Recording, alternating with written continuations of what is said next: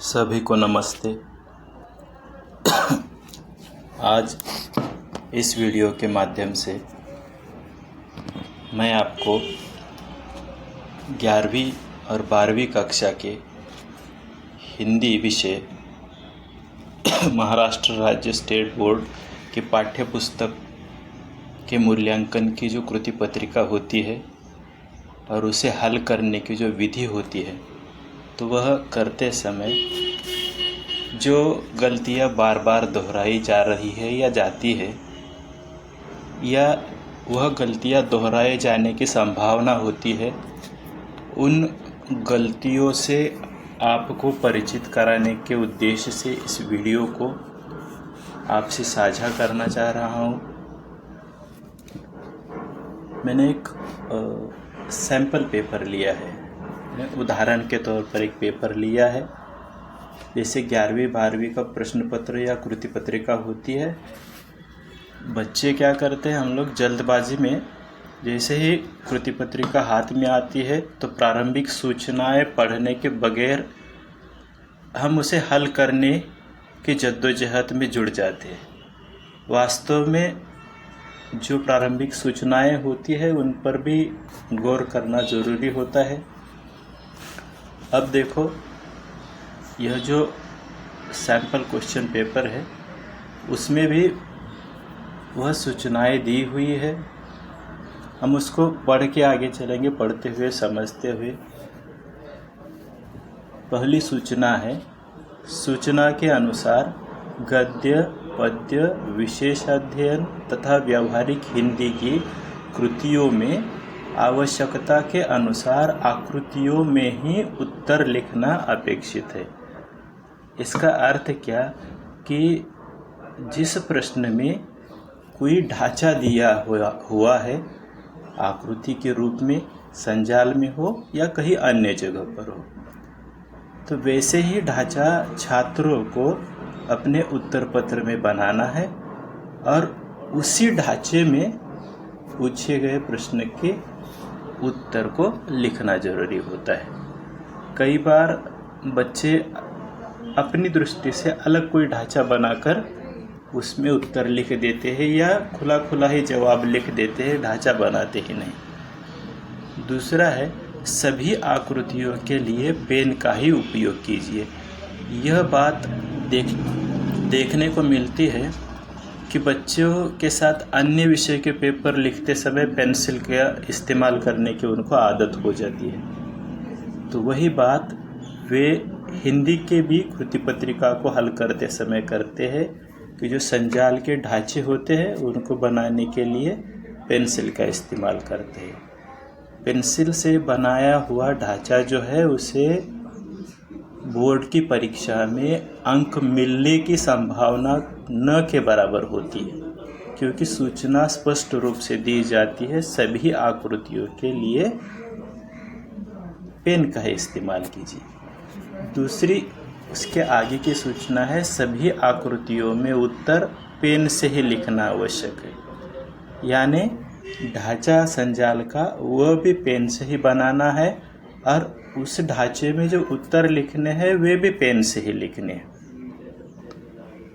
चौथी सूचना है, व्याकरण विभाग में पूछी गई कृतियों के उत्तरों के लिए आकृतियों की आवश्यकता नहीं। यानी जो अंत वाला 5वां विभाग है, व्याकरण विभाग, तो उस व्याकरण विभाग में जो कुछ कृतियां करने को कहा गया है तो उनको हल करते समय आकृतियां बनाने की, अपने से कुछ नया बनाने की ज़रूरत नहीं है। तो यह सूचनाएं, इनको ध्यान में रखकर ही हमें उत्तर पत्र लिखना है, ताकि जो सूचनाएं हैं उसका पालन भी हो और हमें अधिक से अधिक अंक भी मिले। अब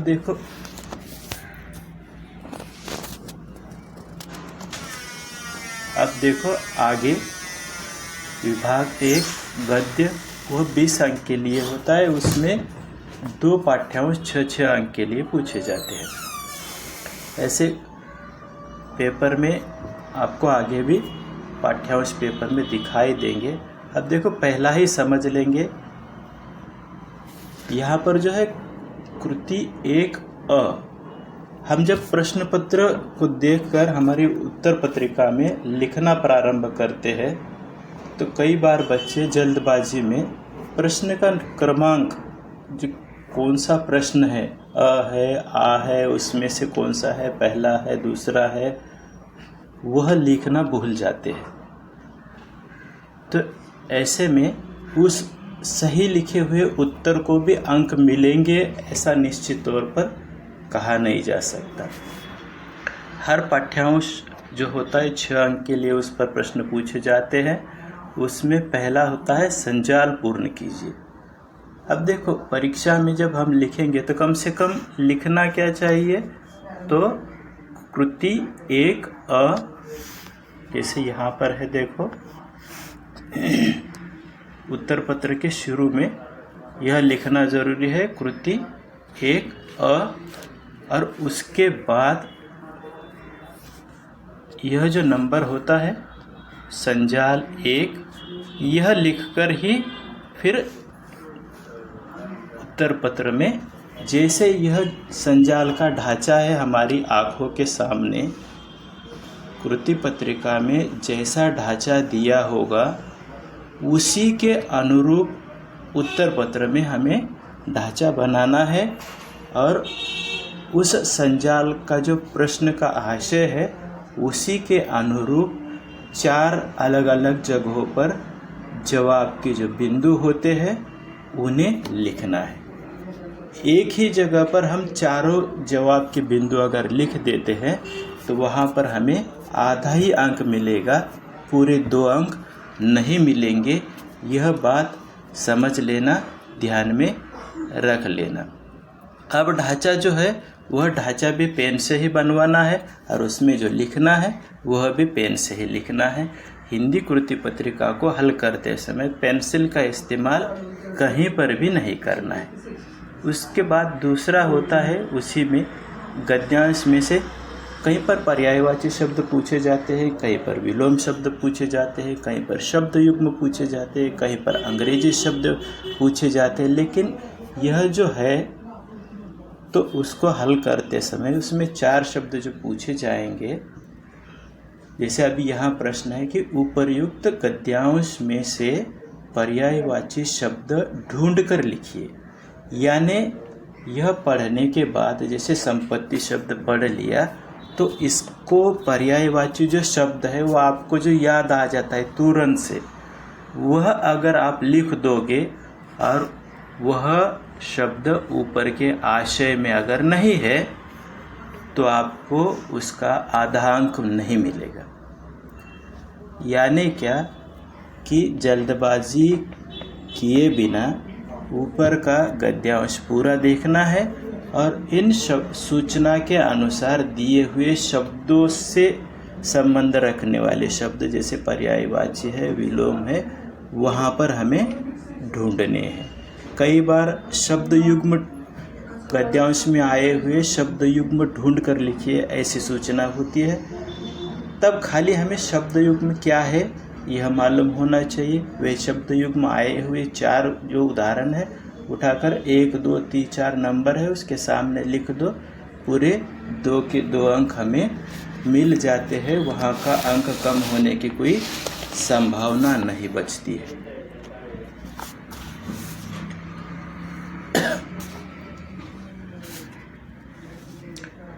यानी क्या कि हमें जो याद आता है वह लिख कर आगे नहीं बढ़ना है।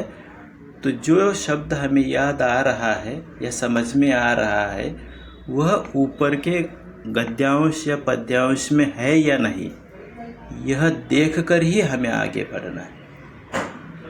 तीसरा प्रश्न होता है, देखो जैसे स्वमत का होता है, 40 या 50 शब्दों में उस विषय से संबंधित अपने स्वमत जो होते हैं उन्हें लिखना होता है। तो स्वमत लिखते समय आपको याद रखना है कि स्वमत में आप गद्यांश में जो आशय है ऊपर का वह उठाकर वैसे के वैसे अगर लिख देते हैं तो आपको अंक नहीं मिलेंगे। यानी क्या कि जो पूछी गई बात है उसके संबंध में आपके खुद के जो मत है, अपने जो विचार है, उन विचारों को आपको 40 से 50 शब्दों में लिखना है। वह लिखते समय भी विचार सुस्पष्ट, क्रमबद्ध तथा व्याकरणिक दृष्टि से दोष विरहित यानी अचूक होने चाहिए। स्वमत में अपने विचार लिखते समय जो बोली भाषा होती है उसके अनुरूप लिखना नहीं है। तो जो मानक हिंदी जिस ढंग से लिखी जाती है, परिनिष्ठित हिंदी, या समझने की दृष्टि से पाठ्य पुस्तक का आशय जिस ढंग से लिखा जाता है, उसी ढंग से हमें स्वमत भी लिखना है। अपनी बोलचाल की भाषा के शब्द उसमें इस्तेमाल नहीं करने। ऐसा हम करेंगे तो 2 में से 2 या 1.5 अंक मिलने की संभावना बढ़ जाती है। यह जो गलतियां है कि संजाल पेंसिल से बनाया जाता है, भाषा ज्ञान में शब्दों के पर्यायवाची शब्द, विलोम शब्द लिखते समय वह ऊपर के परिच्छेद में आए हुए है या नहीं, इसकी ओर ध्यान नहीं दिया जाता। इस कारण जो अंक मिलने वाले हैं, ऐसे अंक आपको नहीं मिलते। स्वमत में जो है उसमें व्याकरणिक दृष्टि से गलतियां होती है, विचार अस्पष्ट, अक्रमबद्ध होते हैं, या बोली भाषा में जवाब लिखा जाता है, तब आपको कम अंक मिलते हैं या न के बराबर मिल जाते हैं। ऐसा न हो, इसलिए यह गलतियां दोहराई न जाए, इस ओर ध्यान देना जरूरी होता है। अब इससे आगे जब हम लिखते हैं तो जैसे व्याकरणिक चिन्ह वगैरह होते हैं, तो उनका भी सही इस्तेमाल सही उचित जगह पर वाक्य के अंत में करना जरूरी होता है। जैसे देखा जाता है कि बच्चे वाक्य लिख देते हैं लेकिन वहाँ वो पूर्ण विराम दे देते हैं। हिंदी में वाक्य खत्म होता है तो उसके अंत में दंड या खड़ी पाई का चिन्ह बनवाया जाता है कि जो बच्चे बनवाना भूल जाते हैं, तो ऐसे में वहाँ हमें पूरे अंक मिलने की संभावना कम हो जाती है। अब यह जो सूचनाएं हैं, तो यह गद्य विभाग, पद्य विभाग, विशेष अध्ययन और व्यावहारिक हिंदी का जो हिस्सा होता है, उसके दृष्टि से मैंने आपसे साझा कर दी है। कुछ बातें ऐसी हैं कि प्रश्न क्रमांक भूले बगैर ही बच्चे अपने जवाब लिख देते हैं, तो ऐसी गलतियां नहीं करनी है। अब जैसे विभाग तीसरा होता है विशेष अध्ययन, उसमें रस ग्रहण का प्रश्न होता है, रसास्वादन कीजिए करके। अगर ऐसे प्रश्न में, जैसे यहाँ पर ई प्रश्न है, निम्नलिखित मुद्दों के आधार पर दोस्ती गज़ल का रसास्वादन कीजिए। रसास्वादन करने के प्रश्न में अगर आपको रसास्वादन के बिंदु दिए गए हैं, तो उन्हीं बिंदुओं को और उसके सामने जितना महत्वांश दिया गया, यानी जितने अंक उसको मिलने वाले हैं, उसी दृष्टि से हमें जवाब लिखना होता है। रचनाकार का नाम यह बिंदु है, तो खाली रचनाकार कौन है उनका नाम लिख देंगे, बात खत्म हो जाती है। पसंद की पंक्तियाँ पूछी जाती है, तो एक पंक्ति पूरी लिखनी होती है। आधी अधूरी या अपनी याददाश्त पर निर्भर ऐसे कुछ लिख देते हैं तो उसको अंक मिलेंगे, ऐसे नहीं कहा जाता। साथ ही साथ जिसको 2 अंक का उस पर भारांश है, तो उसका उत्तर भी उतनी मात्रा में लिखना जरूरी होता है। हाँ, अब देखो अथवा का प्रश्न देखेंगे, 15 अगस्त कविता का रसास्वादन कीजिए। तो इसमें आप अपने पसंद से रसास्वादन के जो बिंदु होते हैं, उनमें से कोई भी 4 बिंदु चयन कर सकते हैं और उनके हिसाब से रसास्वादन का उत्तर हल कर सकते हैं। आगे बढ़ेंगे। अब यह जो ई है, इसमें देखो जैसे गद्य में भी होता है, पद्य में भी है कि निम्नलिखित प्रत्येक प्रश्न का मात्र एक वाक्य में उत्तर लिखिए। कई बार ऐसा देखा जाता है कि छात्रों को जवाब नहीं आता, तो वह उससे जुड़ी हुई जानकारी लिख देते हैं 2-4 पंक्तियों में। इससे क्या होगा कि आपका समय तो बेकार हो जाएगा। उसकी बजाय अगर जवाब आता है तो लिखो, नहीं आता है तो उस प्रश्न को छोड़ दो, आगे बढ़ जाओ। ऐसा अगर हम करेंगे तो वह गलती जो है दोहराई नहीं जाती और परीक्षक का आपके प्रति देखने के, आपका पेपर जो है उसको देखने का नज़रिया जो है वह उचित रहता है। व्याकरण का एक हिस्सा होता है, देखो अंत वाला 10 अंक का हिस्सा है, उसमें भी है कुछ गलतियां जो बार बार होती है, वह समझा देना चाहूँगा। व्याकरण में देखो हल करते समय कृति कौन सी है, जैसे कृति 5 अज यहाँ पर जो है, तो ऐसे कृति कौन सी है उसका नंबर लिखना जरूरी है। उसके बाद आप जैसे 4 में से 2 वाक्य है उसका काल परिवर्तन करना है। यहाँ पर निम्नलिखित वाक्यों का कोष्टक में दी गई सूचनाओं के अनुसार काल परिवर्तन कीजिए। यहाँ पर 2 ही वाक्यों का काल परिवर्तन करना है।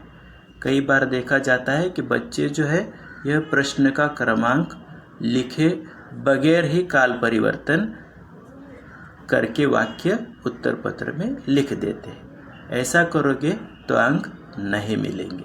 भले ही आप यह पूरा प्रश्न वाक्य न लिखते हुए खाली कृति पत्रिका में कृति 5 अ 1 ऐसे लिखकर अगर उत्तर लिखते हैं तो आपको पूरा अंक मिल सकता है। लेकिन 1 नहीं लिखेंगे, 2 नहीं लिखेंगे और खाली कोई 2 वाक्यों का काल परिवर्तन करेंगे तो उसको अंक मिलने की संभावना कम हो जाती है। दूसरा जो है जो है, तो में देखो हमें अलंकार पहचान कर उनके नाम लिखने हैं। यहाँ पर भी वही बात ध्यान में रखनी है। कृति 5 फिर जैसे पहला है तरनी तनुजा तटतमाल तरुवर बहुछाए, तो यह पहला नंबर डालकर पूरी पंक्ति लिखने की कोई ज़रूरत नहीं है। खाली नंबर सही से डालो और उसका जो अलंकार है वह उसका नाम लिख दो तो आपको उसका 1 अंक निश्चित तौर पर मिल जाता है। लेकिन नंबर बिना लिखे ही अगर आप अलंकारों के नाम लिख देते हो तो आपको उसका अंक नहीं मिलेगा। या फिर अंक एक प्रश्न का है, उसके सामने दूसरा ही नाम लिख दे रहे हो अलंकार, तो यह माना जाएगा कि आपको अलंकार पहचानना ढंग से नहीं आया है, तो उसके अंक आपको नहीं मिलेंगे। वैसे ही रस का भी होता है।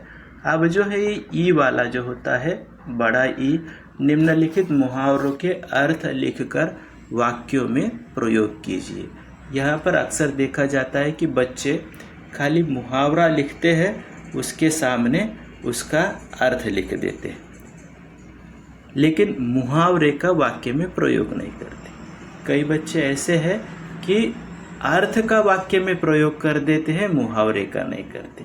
कई बच्चे ऐसे देखे जाते हैं कि जो मुहावरे का अर्थ लिखे बिना ही मुहावरे का वाक्य में प्रयोग कर देते हैं। तो ऐसा करेंगे तो पूरे अंक नहीं मिलेंगे। वास्तव में करना क्या है कि प्रश्न का क्रमांक है ई, लिखना है, मुहावरा जिसका आप वाक्य में प्रयोग करने वाले हो उसका नंबर लिखना है, फिर वह मुहावरा लिखना है, सही का चिन्ह बनाकर उसके सामने उसके अर्थ को लिखना है और बाद में मुहावरे का वाक्य में प्रयोग करना है। ऐसा करते हैं तो हमें पूरे अंक मिल जाते हैं।